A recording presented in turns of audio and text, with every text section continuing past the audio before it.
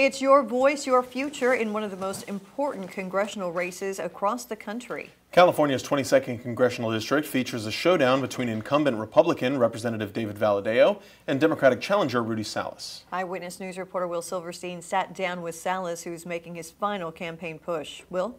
Well, Rochelle, Michael Salas is on the move in the district that covers Kern, Kings, and Tulare County. And while he is covering door knocks from Delano to Bakersfield, he's also making sure to get in a few shots about his opponent's voting record, including a no vote on the 2021 infrastructure bill.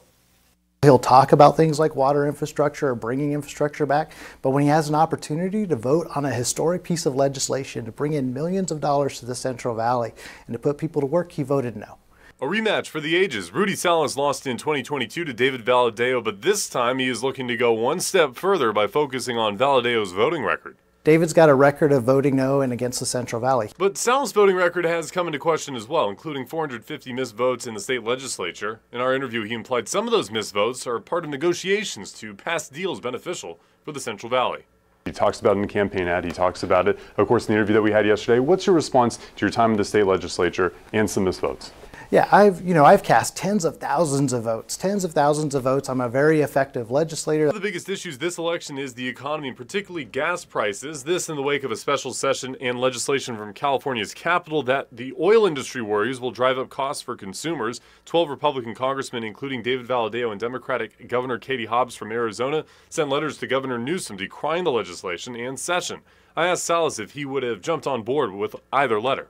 Is this something that if you were in Congress and we see this legislation brought up again next year, that you would consider signing on to a letter like that with a bunch of Republicans? Well, not only that, I've actually taken the hard vote. I voted no. I voted against the gas tax, got punished for it.